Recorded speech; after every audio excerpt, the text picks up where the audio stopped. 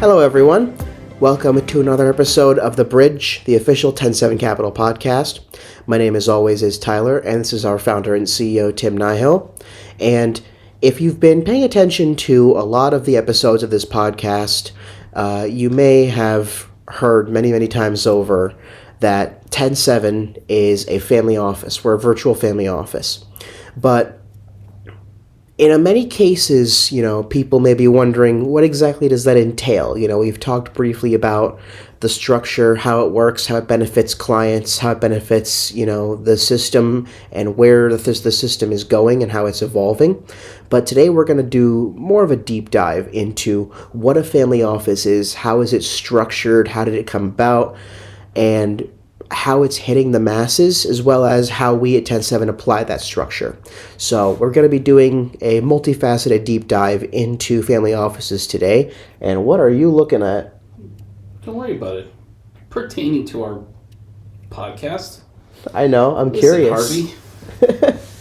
Harvey Weinstein over here. Okay. Well, hold on. Wait. Hold. Let's. I know. Take it back. But probably if you put his name in the hashtag, we'll get a pop in viewership. People are gonna be like, why are they talking about Harvey Weinstein? This guy? Well, yep. I'm just watching all the markets get donkey kicked. Private credit, financials are getting donkey kicked. And you know what? Doesn't matter because we don't own a lot of this stuff. Mm-hmm. So let's talk family office. Yeah, I guess the best place to start would be the first facet of what I was mentioning just a moment ago. What is the family office? Yes, but more specifically, how is it structured legally? We talk a lot about, how family office structures are more permissive and more flexible, how they benefit clients in that way. Yeah. But how are they structured in detail in the sense where it allows those benefits to come about? What is the structural difference? Yeah, well, let's start off with what a family office by definition is. Mm-hmm. In the simplest terms, a family office is a private company whose employees help manage a family's assets and needs. Under the broad definition, the purposes are almost unlimited. So there's your scope. Family office structure and family office wealth management is basically wealth management on steroids. Without limitations. Right, so when you walk in and see your Bank of America guy, who calls himself a Merrill person, they're going to sell you whatever. What's the legal structure? Well, there is no one legal structure. It's all dependent on every individual family and how they are. It's more of a concept. You have to step away. Like, you could tell who actually does this work versus who doesn't based on your conversations and the like. So when you have people out there on YouTube, for example, that are, hey, here's what you do for your family office, set up an LLC, and their first recommendation is legal structure, you're already knowing you're working with a clown that basically took a class and put a bunch of crap out on social media pretending to be a family office. Mm-hmm. And maybe they got lucky with crypto and they did some stuff on their own, but they really have no legitimate experience in the space whatsoever. It's like a family office Bernie Madoff. It's an elaborate hoax. Yeah, you're getting clowned. You have basically a financial advisor that raised their minimums pretending to be family office. It's not about legal structure. It's about philosophy. So it is more of a concept. It's a concept and a philosophy. Mm-hmm. And you have to have buy-in by one person that does it and builds it for the family.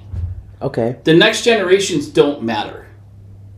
Because when you set up a family office, you're securing their financial futures for the next 7 to 10 generations out. Like, you're structuring yourself as like an Elon Musk or as much as I think he's an absolute lunatic and devil, Bill Gates. Like, what a psychopath that guy is.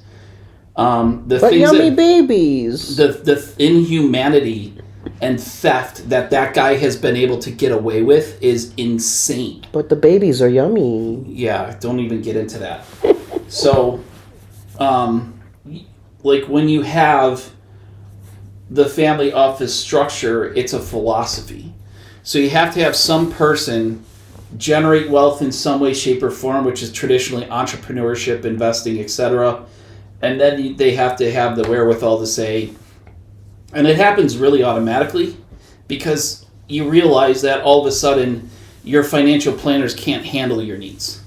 Mm-hmm. Right? Like when you start to get into $1 million and $5 million and $10 million and you're trying to go where you want to go, it's a philosophy and a mindset first that, one, I got to think about, I want to set this up for the next 7 to 10 generations, right? It's wise man plant seeds of trees under which, the shade they'll never enjoy. Mm-hmm. That old Buddhist mantra. And then you have to understand that you then have to build, and it's using multiple structures across the board, multiple investment solutions to create a foundation that is going to last that long. And it's asset protection, it's trust work, it's legal work, it's company work. Like, you can use LLCs, but not everybody needs to. So it's a concept in the sense that it's an evolution of the understanding of finance from these traditional platforms and systems where it's not one structure, it's more the loosening of structure as a whole based upon, architecture that's already there, new architecture that's being created. It's sort of the next level it's the next evolution of the process. Right, and it's someone has to wake up and understand that, I don't want my next generations to be born into the same systems of slavery that I was born into. Mm-hmm. So then here's a question. It's how to get out. Yeah. So then it's basically you get to the point where it's called you money. Yeah, exactly. Right? Who's the actress? She's an Asian woman. You mentioned this in a previous Lucy video Liu. as well. That was fun to bleep. Right. It's having you money. Okay, there's number 2. Right? There's number 2. Sorry, if you don't like it, I'm not a 5-year-old. We're not children. So it's about having a structure and philosophy. So when you really study money and the history of money, you realize what the markets are. Mm-hmm. And then you get to the point where you're like, well, I'm not participating in this because everybody across the world with this whole globalization initiative and this transformation we're going through, everybody was born into, or pretty much most people are born into monetary slavery. Mm-hmm. The entire financial system, banking system is nothing more than slavery. I remember seeing... That's why you have a social security number. That's why you have, your money has to run through banks. And that's why you put money in a 401k plan and you lock it up until you're 72 years old because they tell you can't have your money.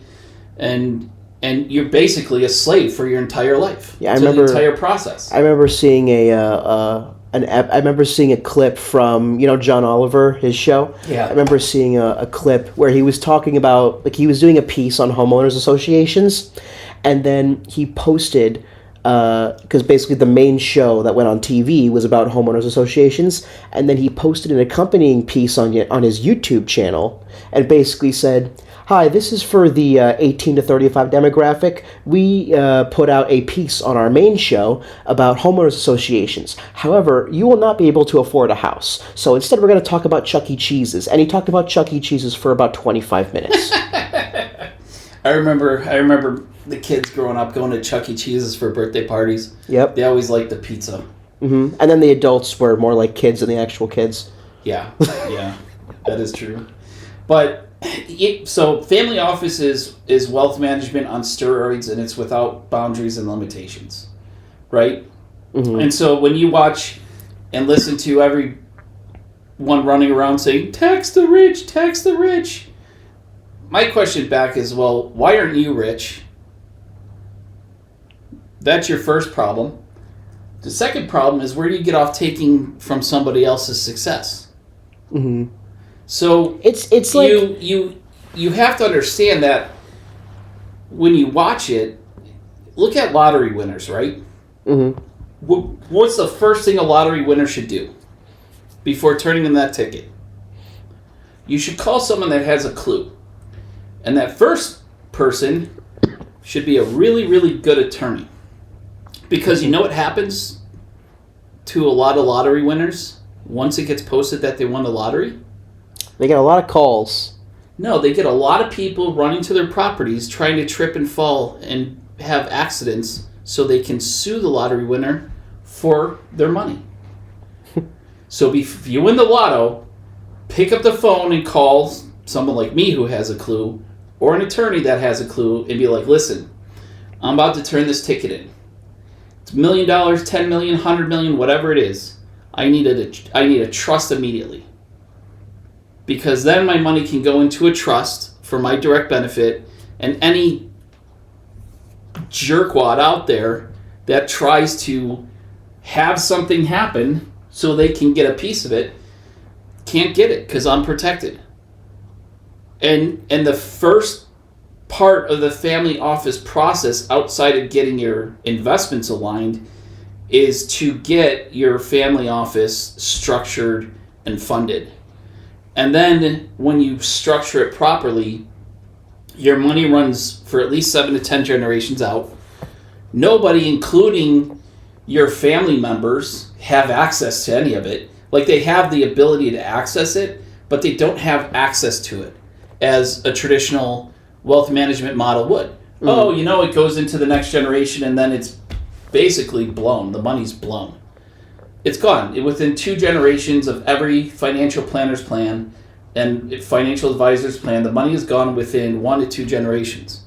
And it's accelerated now because you no longer have stretch IRAs and all that good stuff. Mm-hmm. So, and then you have to deal with the problem of family members, right? I mean, look at the old money families that existed, 100 years or so ago. It's like the Vanderbilts, for example, used to have like enormous, ridiculous wealth. They could basically buy entire countries. Like, their wealth was insane. And they ripped through it. And nowadays, like, who's their wealthiest member? Like Anderson Cooper. Yeah. Like, oh my God, he's a journalist. Well, it's a far cry from the family business. Right, and they didn't have the proper philosophy, and they didn't have the proper structure. Don't get me wrong, Anderson's doing well, but, I mean, he's not like Elon Musk level. No, and it's not even about getting at that level. It's a risk management play, right?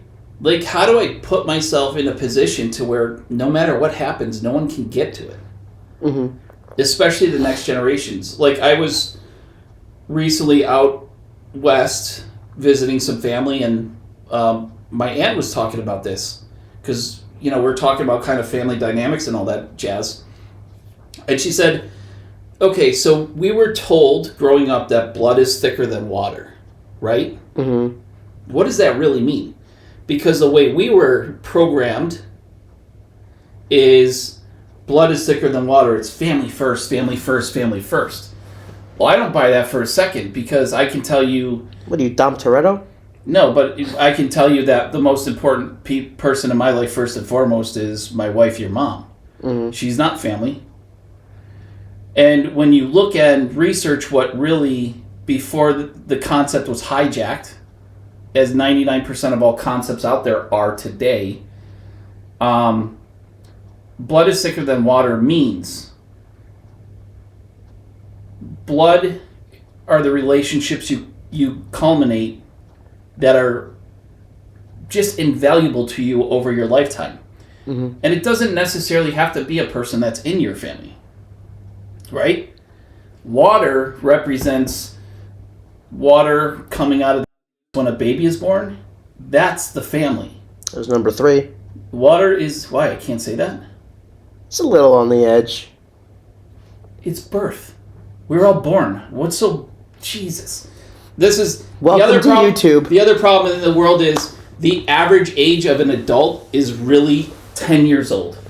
And if you don't believe me, just watch the news and look at all these people fighting over stuff that is completely meaningless. Or watch John Oliver's piece on Chuck E. Cheese. Yeah. It's crazy. So, anyways, in the family office world, it's about having philosophy and structure, and then what you're doing is you're taking everything that a dollar touches and accounting for all of it. And then what you're doing is you're saying, listen, I'm not going to participate in this stuff. I'm out. I'm out of it. I have assets all over the world, right? Like we have a presentation where we talk about people financial health, right? And if you look at people's investment allocations, for example, stocks, bonds, cash, right? Domestic, non-domestic, and that's your allocation. You own the same thing. There's nothing different. Versus our allocations is we own everything. Even if the world blows up and we go to Mars, we still have wealth. Yeah. We still own assets. We still have mediums of exchange that are accepted by other human beings. Yeah, if the world blows up and we all go to Mars, no one is going to care about a stock or a bond. Right, and that's the other thing too. And in the people that I kind of hang with in the family office space, we were talking about this because you're watching this. You're like, we're in World War III.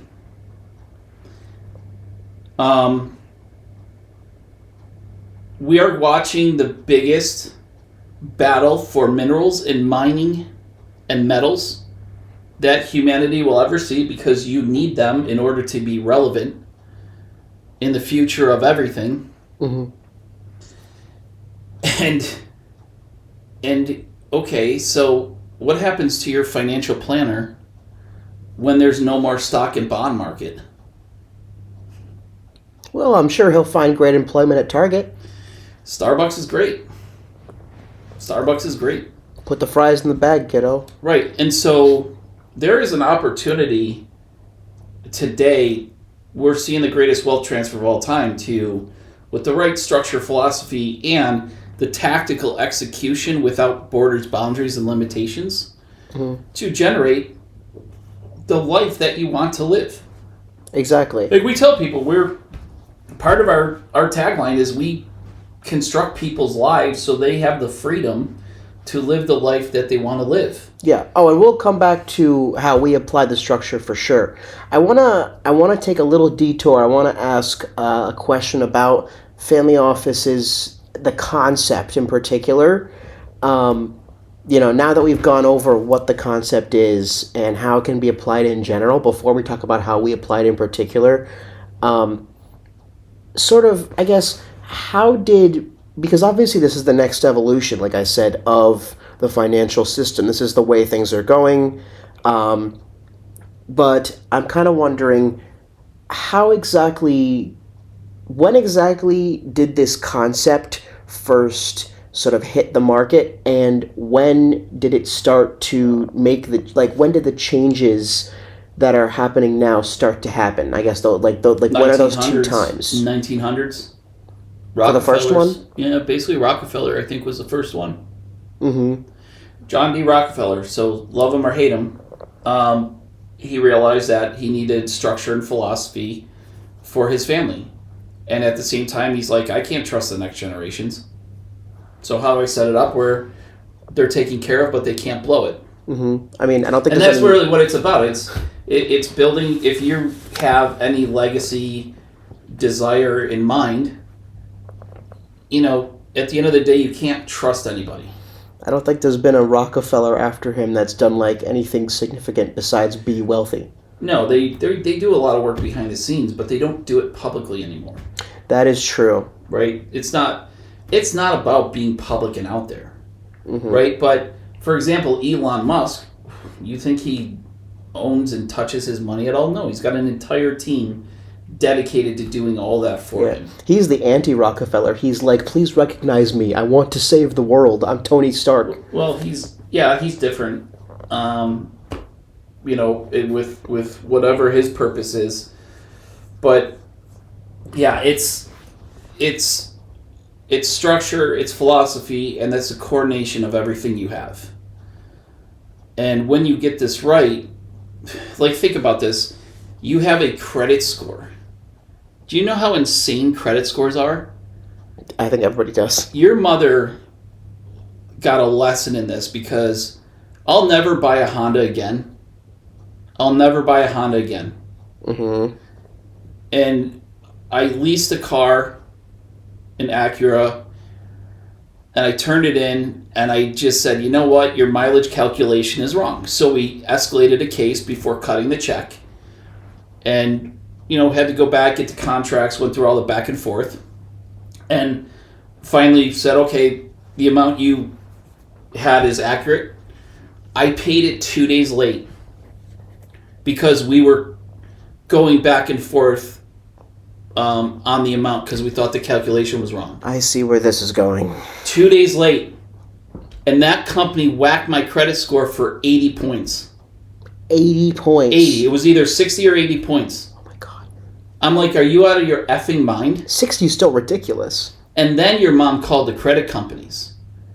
And she went down the rabbit hole. She said, holy crap, this is a system of slavery. That's all that banks are. That's what got her to find out. Everybody already knows that. Right. But think about it. How hard is it for people to get capital? Very hard, at least in today's day and age. It's insanely hard. Why should all these politicians and these bullshit artists out there have access to all the capital? That's why you mentioned earlier politicians being like, oh, tax the rich, tax the rich. I think that's why those types of statements catch on the way they do, not because of any, serious knowledge of how the system works, because ultimately, what is happening in the finance world right now is people are slowly learning how to play smart as opposed to playing hard. But the majority of people are either not aware of that or are actively being misled, by the last gasps of the system. You're being misled by your parents and your schools and your religions. Yeah, and so my point to you. And so my point is these people are angry, they're desperate, they don't know what to do, and they're they have the veil before their eyes and they don't know that it's there, and so they lash out, and these people take advantage of them. Right, and or not even only that, because there are some people. It's very simple. There are people who say, it's a whole giant miasma, because there are people who take advantage of them, and then there are also people who say the same things, but they mean them sincerely.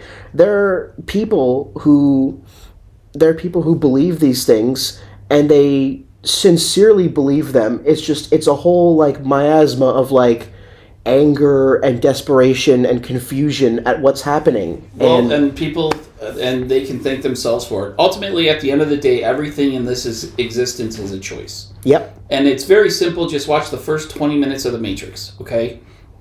When Neo's in his training, and they're walking the streets of New York City, and he's talking about most of these people are basically, as they call them, non-player characters, and they are unaware slaves to a system they can't comprehend. Right? I already know what the system is. I don't have to go down the rabbit hole. A lot of people do. They think they're going to do something against it, and they're never going to change it.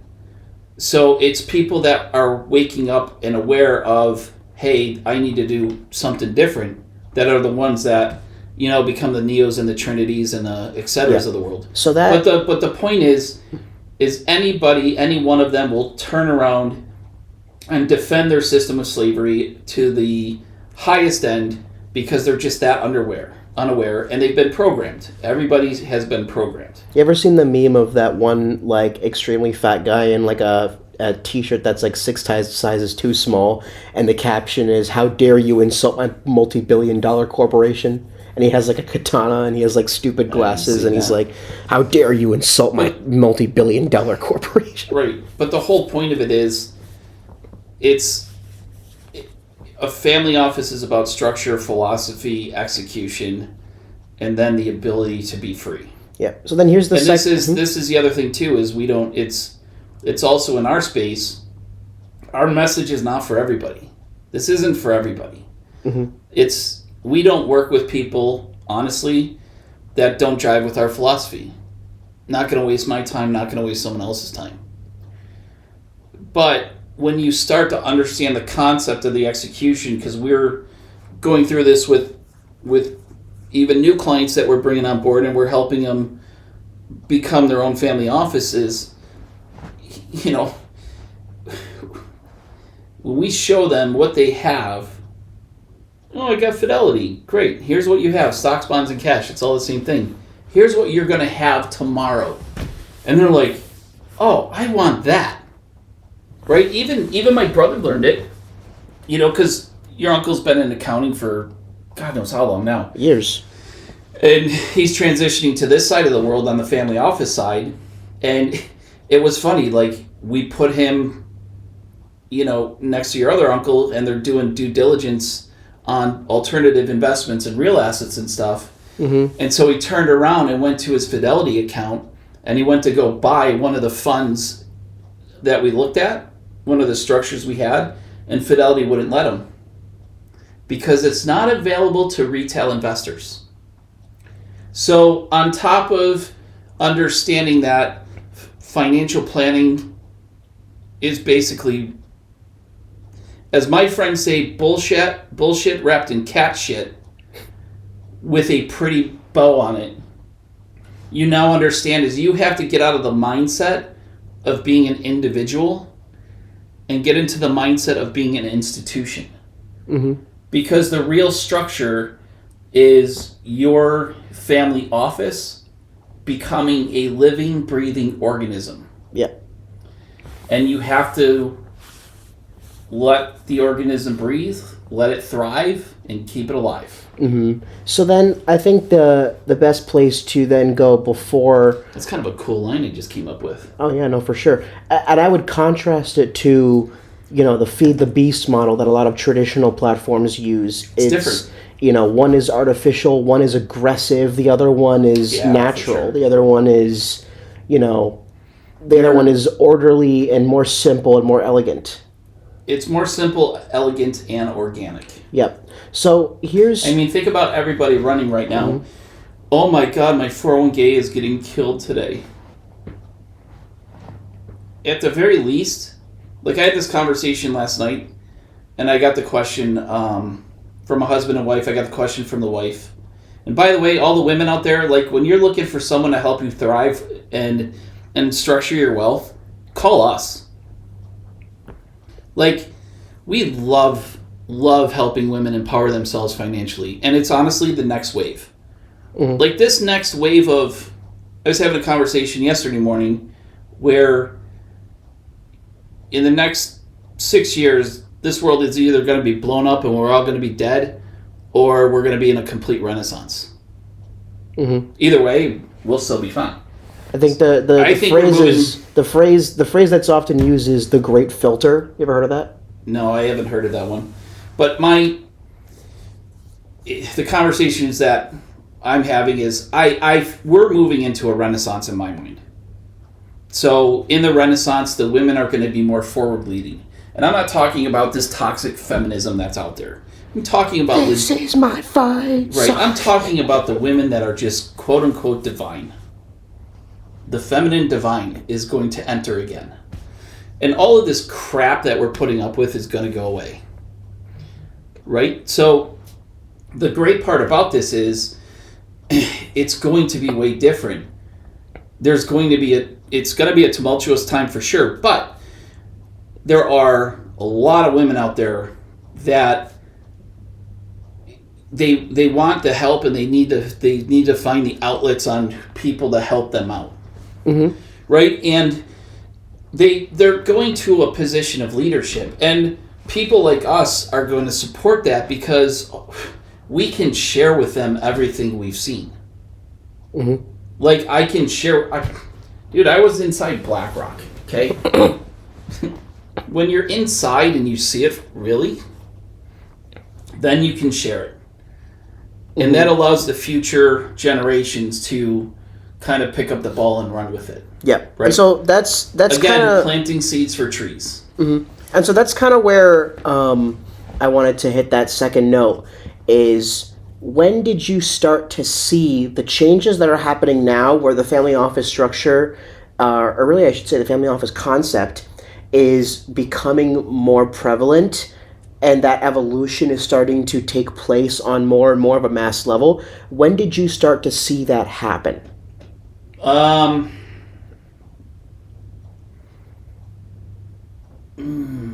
Maybe Because obviously it wasn't when the Rockefellers invented it. It took a while. No, maybe about 2-3 years ago.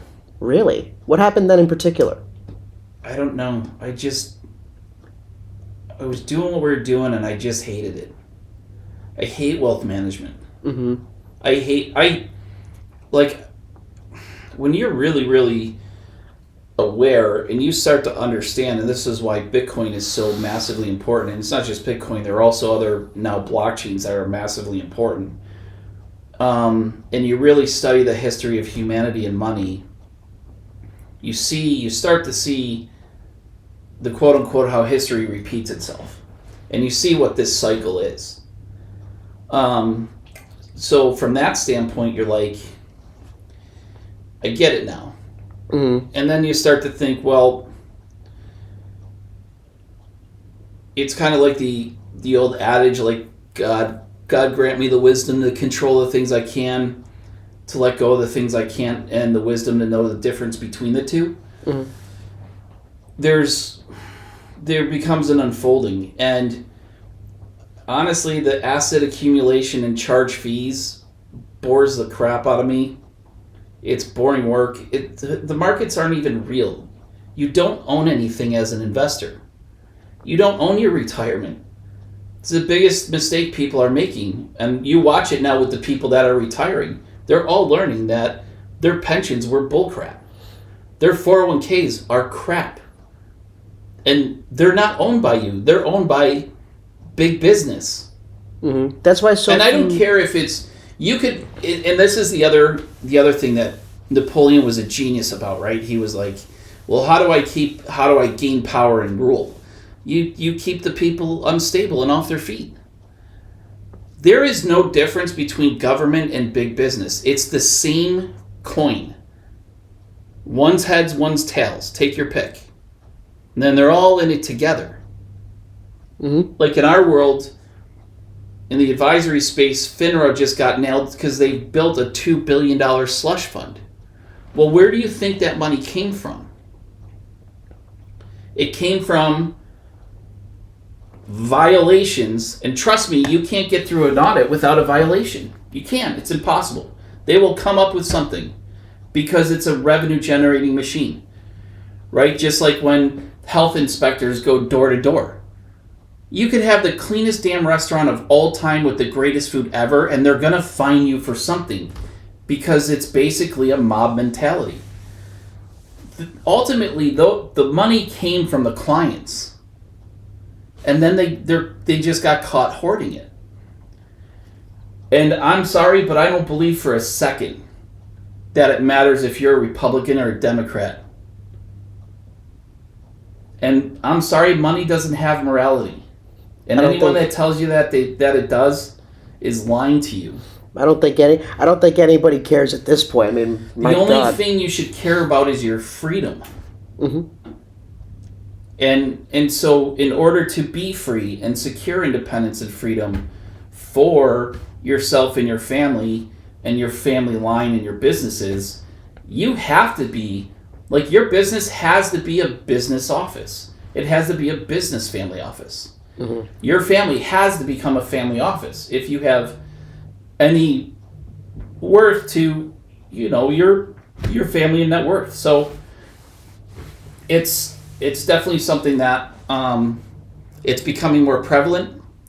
People are starting to wake up to it. Mm-hmm. And they're starting to realize, like, hey, this whole game of buying an S&P 500 in an index fund isn't right. This whole game of Monopoly. And that was the question I got last night, like, what should my split be between private and public investments? I said at the very least it has to be 50-50, depending on liquidity needs, right? Mm-hmm. At least 50% of your money has to be private. And I didn't even say 50-50 too, right? Because, no, I'm not going to share that. Never mind. 50-50. Okay. I was going to say something else, but I'm not going to share it. Mm-hmm. Because I did share some other things that I thought that it's really 33, 33, and 34. So, but I'm not going to make that public. Yeah. No, it's very important we don't talk about the time that bears attacked us and we fought them back with guns. Yeah, so the other thing too on the investment side is you have to get out of the asset allocation mindset and get into asset segmentation and taking asymmetric risk. Mm-hmm. I don't care what the markets do every day. Gold and silver and crypto and digital assets and the next generation of technology and commodities, oil and gas, and bombings in Iran and Venezuela being taken over and Cuba being taken over next, and 3 other countries I hear are lined up right behind it. Guess what? We already planned for this pre-COVID. Think about that. That was the majority of the shift that we made was probably 2018 into 2019. Mm-hmm. That was 7-8 years ago. Mm-hmm. So everything that's happening today, we're like, yeah, man, we've been loading up on this for 7 to 8 years. My goodness. Right. So financial planning and wealth management is reactive and outdated. And understanding how you really should invest and not buying into all these pretty bells and whistles, like all these day traders that tell you they're wealthy. They're not. They're broke. They're just lying to you. Oh, I can time the markets. No, you can't. There's a really good book called The Tao of Investing. It was written in the 80s. Mm-hmm. So what, TAO or TOA? Tao, whatever. The DAO. Yeah, it's actually with a T. No. Tao. Yeah, I have it somewhere. It was a great book because investing is an art and it's artistic. So, like I said, I mean, with the right structures in place and with the right forward thinking, I don't care what the markets are doing right now. Up, down, sideways, it doesn't matter because, like I said before, if you're at least 50-50, your public stuff is still going to be making money. Maybe it's a little down and you don't care because your private stuff is still making you money. Mm-hmm. And if you can do the private stuff, which as Tony Robbins said, does 50% year over year better returns than your public stuff, do you give a crap what's going on today? No. How's my family doing? Mm-hmm. Am I spending time with my family, my kids? Hey, maybe I want to take a vacation, and go away and surf, snorkel, and fish. Mm-hmm. So it's about working smarter, not harder. Totally. Who wants to work hard? That was nonsense.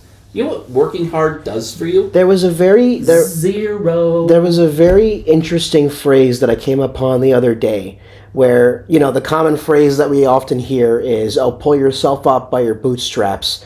But the phrase I heard was, "You can't pull yourself up by your bootstraps if you don't have boots." That is true. That's a great one. No, and I think the thing is, too, it's like, when you look at the things we were taught, especially when you're a high performer, right? I got pulled out of public school for being way too smart for it. And honestly, school was prison for me.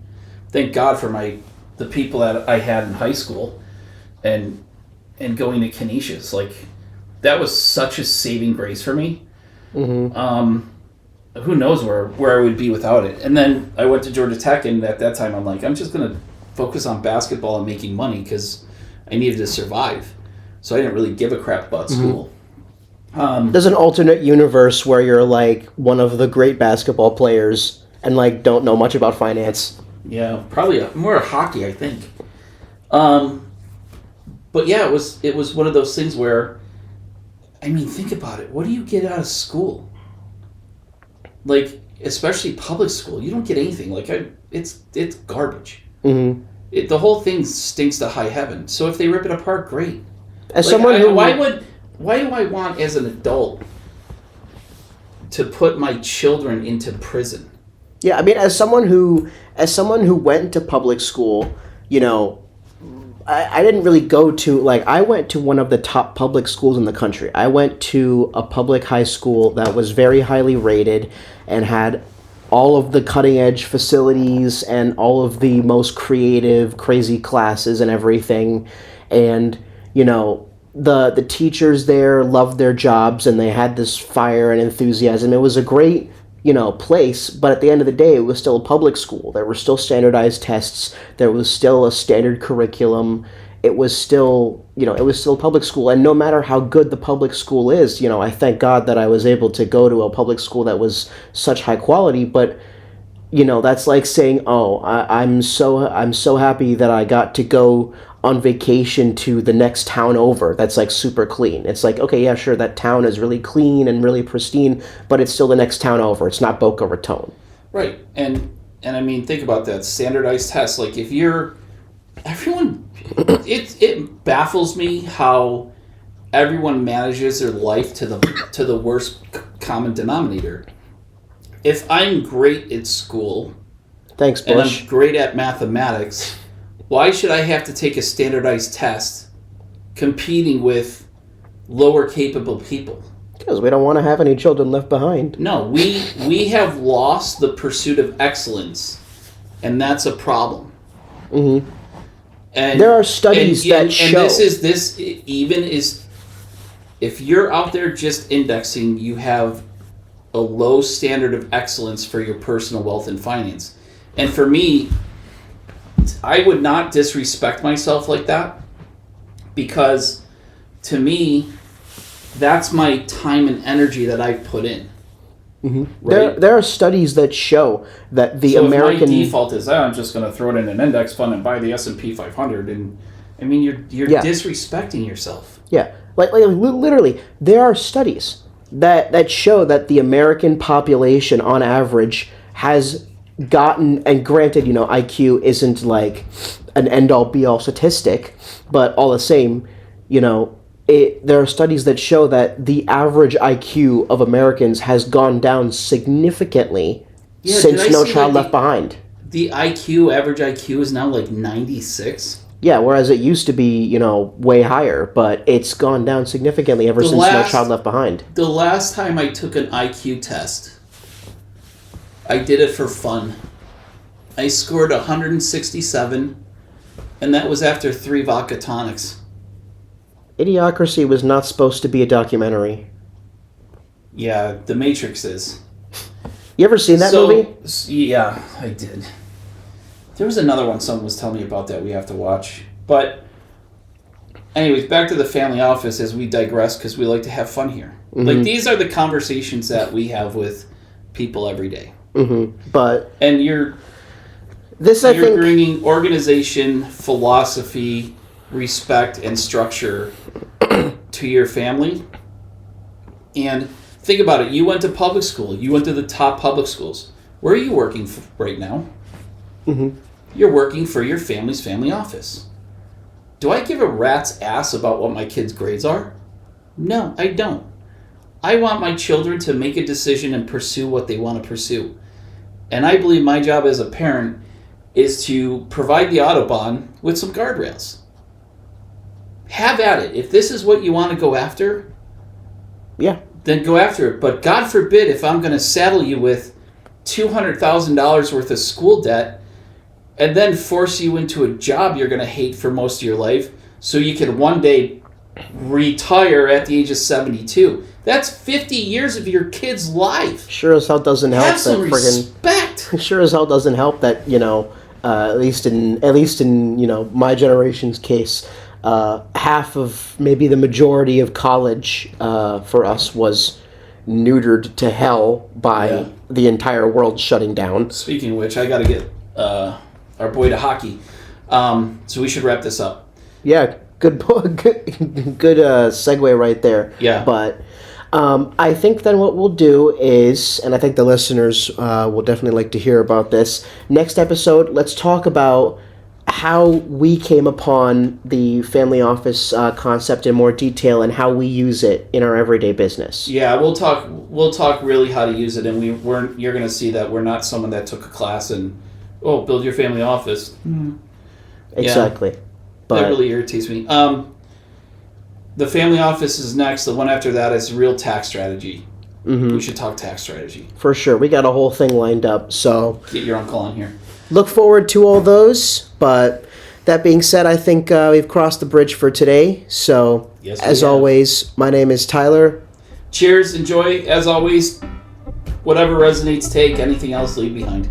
Awesome. And hope to see you soon. Cheers.